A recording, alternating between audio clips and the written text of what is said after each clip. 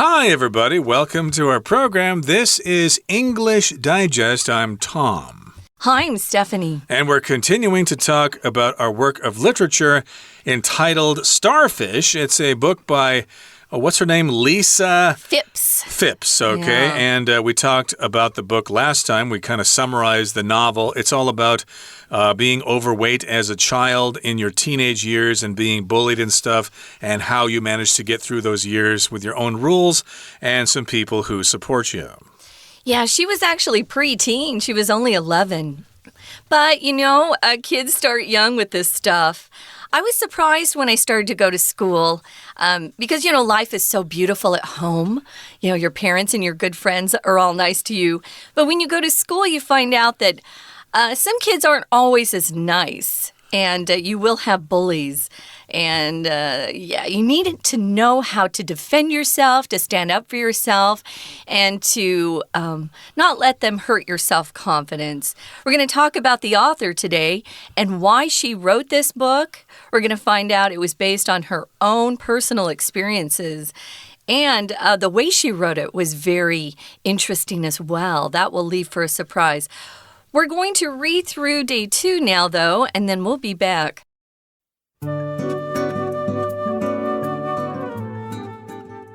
Author Lisa Phipps wrote her debut novel, Starfish, to be the book she wished she could have read in her own childhood.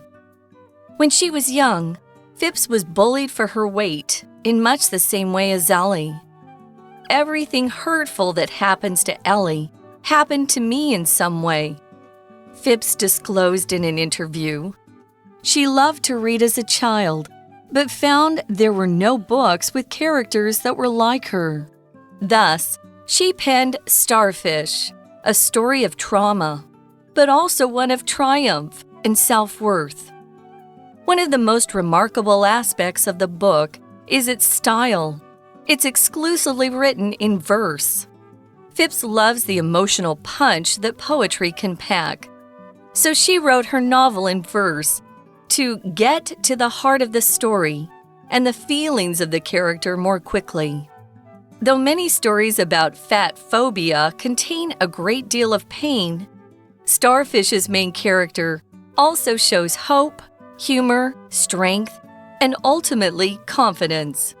Ellie cultivates these qualities through finding ways to take up space for herself. She's also encouraged by the support of important people in her life. Over time, she builds trust with her therapist, who helps equip her with the tools to fight back against those who try to belittle her.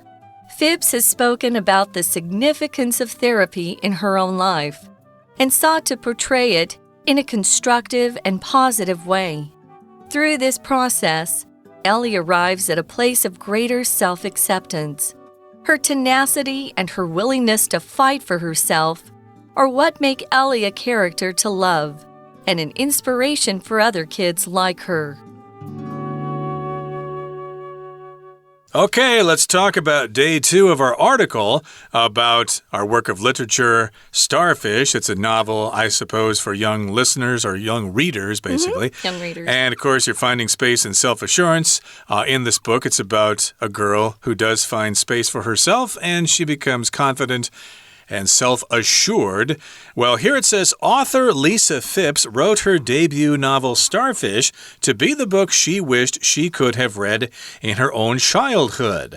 We may all feel that way sometimes. We'd like to read something or find some art or a record album or something like that that sort of speaks to us, that helps us resolve our own personal problems, and then we think, gee, there just isn't any literature out there for my type of personality. So if you could find a book that is about you and you can see yourself in that book, hey, wouldn't that be great?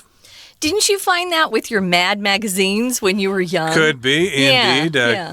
That kind of sense of humor can be, reassured if you because people don't that. have the same sense of humor either, right? So, when you find people or books or any sort of materials that you relate to, that stuff can speak to you, as Tom said. It speaks to you. Kind of, you relate to it. The essence of it makes you feel good. So, yeah, she did didn't have that kind of starfish novel when she was young. And she had to, go through the same experience as our character Ellie, who was bullied for her weight. So she says here, and this is a quotation, this is from Phipps herself, "Everything hurtful that happens to Ellie happened to me in some way." And she actually gave this quote in an interview. So if you're going to repeat the exact words of someone, you need to put quotation marks around them. And this is something that she said during one of probably many interviews she's given. I read one myself. She's an interesting person. I wanted to mention here, if you have a debut or a debut novel, a debut album, it just means the first time the public is able to see you or experience you, or the first time something you've produced is sold to the public. So it's in the market. Right, so she had these experiences when she was young, and she didn't find any books that talked about such experiences, so that's why she wrote this book herself. And when she was young, Lisa Phipps, was bullied for her weight in much the same way as Ellie. So it's kind of a personal story here. When she was growing up, she was bullied much in the same way as the main character of her novel was. And here's what she says. "Everything hurtful that happens to Ellie happened to me in some way." So maybe she changed it around a little bit, but still it's kind of autobiographical in a little way here. But indeed, she says, yes, basically Ellie is me in this book. Right. So we find out she was a big reader. She loved to read as a child. I did too. My mom got me into reading at a very young age. So she loved to read, but found there were no books with characters that were like her. There probably were some, but sometimes we just don't know where to look. But she said this was her cause or her motivation behind writing Starfish. We often use that verb pen. To pen something is a verb we use when we're talking about authors, writers. Oh, I penned this article. I penned this book. I penned my screenplay. So, yeah, she wrote Starfish specifically to give kids out there like her somewhere they could turn and feel like, oh, yeah, I can relate to this. This character's like me. Indeed, and of course that's why she wrote or penned Starfish, which is a story of trauma, but also one of triumph and self-worth.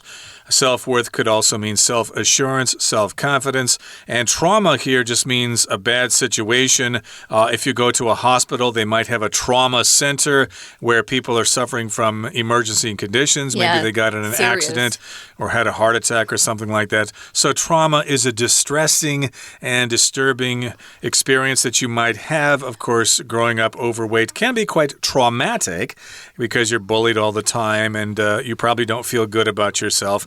But in this particular story, it's also a story of triumph, which means victory.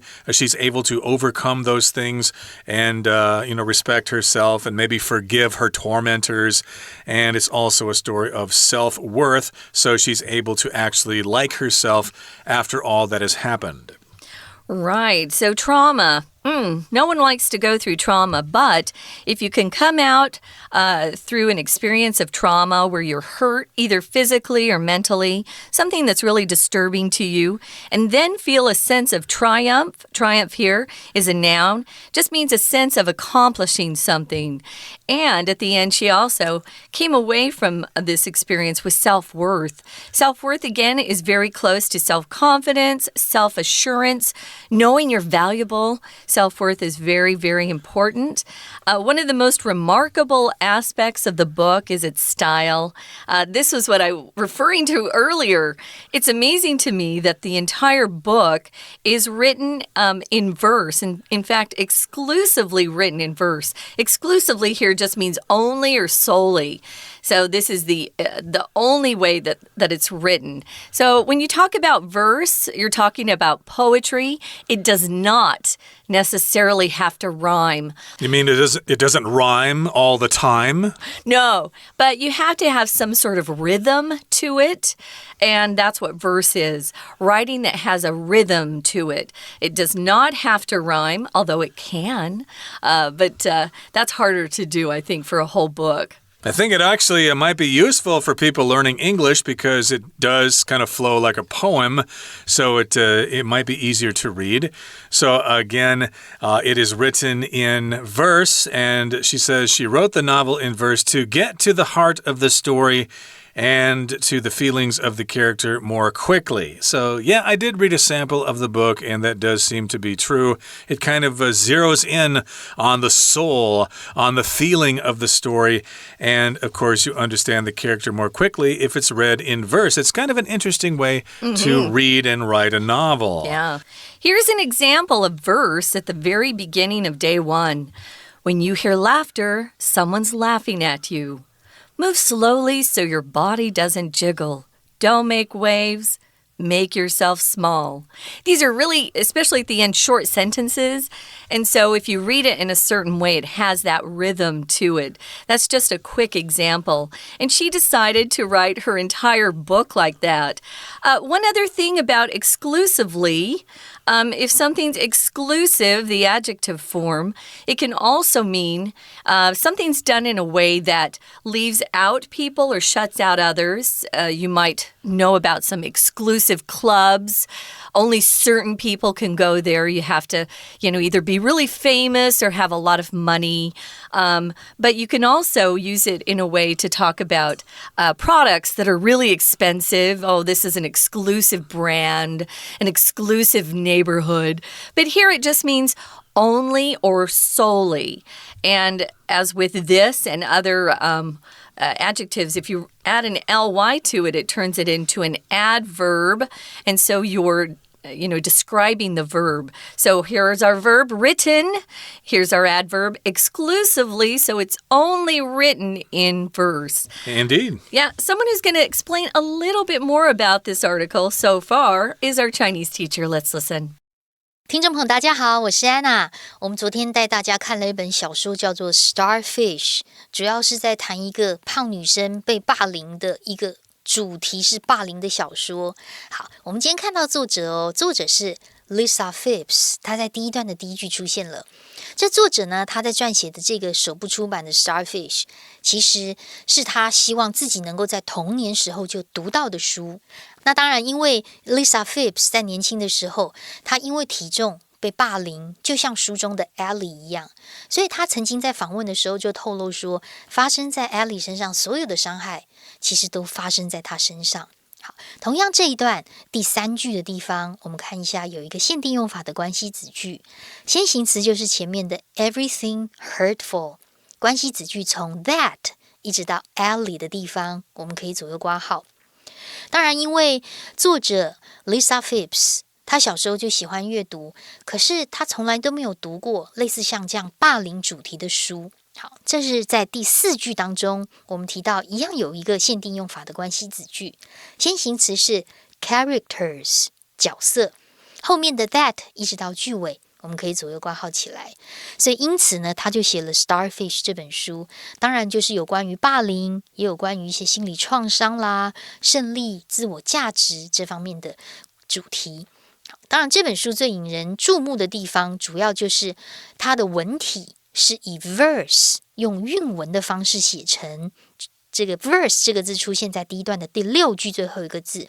那韵文是什么东西呢？韵文其实就是我们所谓的 poetry， 就是所谓的诗的意思。诗句一段一段的，然后有时候会有押韵。那么作者特别喜欢用诗用韵文，因为用韵文可以表现出一种感情的冲击力。所以他觉得可以这个快速的呢，把这种故事核心角色的感受表达出来。同样第一段的第7句，我们来看一下，有一个限定用法的关系子句先行词是 the emotional punch， 关系子句从 that 一直到逗点这个地方。好，所以呢，作者当然有关于霸凌这个书最近也是蛮多的，可是这本书最特别的地方就是它以 verse 是用诗用韵文的方式写成。We're going to take a quick break. Stay tuned. We'll be right back.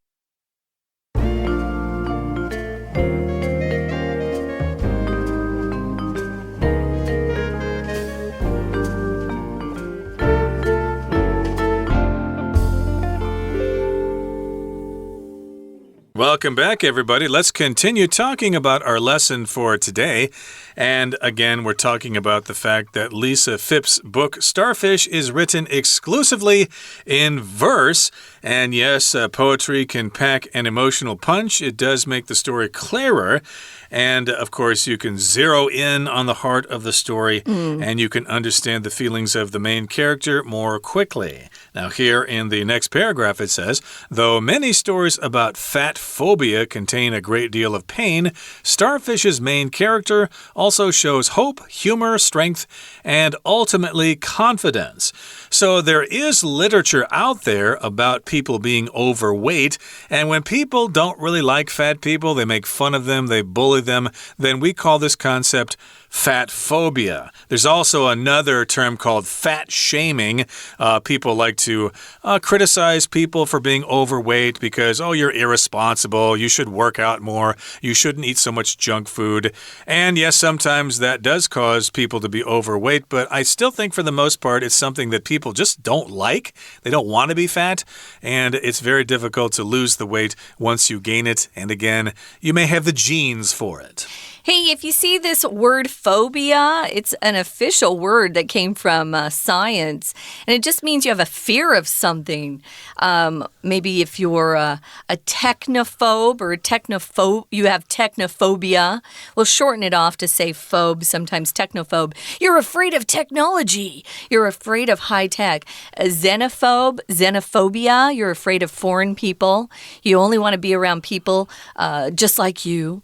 Agoraphobia, you're afraid of spiders. Or claustrophobia, you're afraid of being in small spaces like caves and stuff like that. And I'm not sure fat phobia is an official term, but it's not, of course, but we made it up, huh? It's a new term that you hear more often because people are fat-shaming people who are overweight. It will be added to the dictionary eventually. If it's not there already. Yeah. Indeed. And, of course, people write about this, and such books, such stories are indeed full of pain. But in this story, Starfish's main character also shows hope, humor, strength, and ultimately confidence. So here the author is dealing with fat shame, fat phobia in a healthy way. She's hopeful, she's humorous about it, she's strong about it, and she's confident. Again, she has that self-assurance. And Ellie, the main character, cultivates these qualities through finding ways to take up space for herself. So here we've got the word cultivate, which oftentimes is used to talk about growing plants. Right. You cultivate crops, for example. You plant them, you raise them, you take care of them. So that's basically what to cultivate means, to take care of something. And so she cultivates these qualities. She takes advantage of them. She recognizes these qualities, and she uses them for her benefit. And she, again, uses these qualities to find ways to take up space for herself. Now, here we've got the phrase to take up. And it's also complete with the word space, to take up space. Maybe you have too much junk in your house. So you've got old magazines and books and clothes and stuff. Well, all that junk is going to take up space. It's going to occupy space. And my goodness, you won't have a space to do other things. So she's just saying, hey, I don't want to make myself smaller. I'm going to take up space for myself. I'm going to occupy enough space for me to feel comfortable, whether other people are happy about it or not. So she's also encouraged by the support of important people in her life. We mentioned her therapist, and she's got a neighbor who's also an ally, someone who's on her side. Over time, she builds trust with her therapist. Trust takes time. You can't automatically trust everyone around you. Be careful. You don't want to automatically trust because you might put your trust in the wrong people. So she builds trust over time, and her therapist helps equip her with the tools to fight back against those who try to belittle her. To belittle someone is to make someone feel small. That is really awful. So if you're around a friend or a group of friends who sometimes belittle you and actually make you feel bad about yourself, you need to leave that group of friends. They're not friends. If you equip something or someone with something, you give them the tools they need to achieve some sort of activity, or maybe have a goal. Here, her therapist gives her the tools. So she helps her understand what's happening in her life and how to stand up for herself and fight back. Those are the tools we're talking about. Right, you could say firefighters are equipped with advanced equipment to fight fires. And so here she's equipped with tools to fight back against those who try to belittle her. Indeed, if you are bullied, you need to defend yourself. And of course, hopefully there are resources out there and phone numbers you can call and stuff like that for help. And Phipps has spoken about the significance of therapy in her own life and sought to portray it in a constructive and positive way. So luckily for her, when she was growing up, she did have therapy. She did have people she could talk to. There are people in school, your counselors, for example, who should be able to help you with these problems. Evidently, her counselors helped her. So she talks about the significance or the importance of therapy in her own life. It did work for her. And as a result, she sought to portray it, or she tried to portray it in a constructive and positive way. If you're constructive, that means you're useful. A lot of times, sometimes people do things and, well, you're not being very helpful. You're criticizing them and they say, hey, quit criticizing me. Why don't you offer me some constructive ideas to help me figure out this situation instead of bothering me all the time? Yeah, we'll often use constructive criticism together. So you can get criticism that's very helpful and positive. Somebody who wants you to change for the better or get better and develop in a good way, a positive way, will give you constructive criticism. Remember, to construct is to build. So if you give someone constructive criticism, it will help build them. If you give them destructive criticism, it tears them down. It makes them feel worse. So, yeah, through this process, Ellie arrives at a place of greater self-acceptance. She accepts the fact that she's got a bigger body than most people, and that's okay. It says here her tenacity and her willingness to fight for herself are what make Ellie a character to love and an inspiration for other kids. Now, if you have tenacity, that's a great word. It means you are very determined and you don't give up easily. So you need a lot of tenacity if you're in a difficult situation and you're going through some tough times. Be tenacious. That's the adjective form of this word. Tenacity is a noun. But those are good words to learn. They're not one of our vocabulary words, but boy, that's a good word. Be tenacious, have a lot of tenacity, be determined, and don't give up.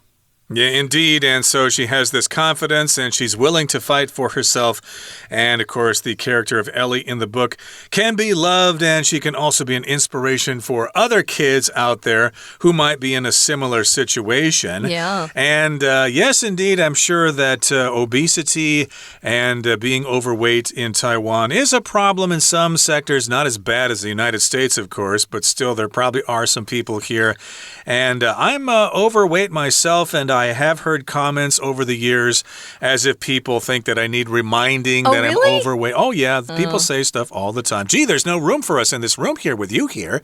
Or, boy, the floor was just vibrating when you walked in. You hear that stuff. Maybe not as often as you would in the United States, but still, people do say those kinds of things. You know, they think they're funny. They think they're funny, yeah. Yeah, they think they're original, but ha, ha, ha. You're about the 50th person who's said that to me in the last year. So it's not really original. But in any case here, this book might be inspirational for people who have a similar problem.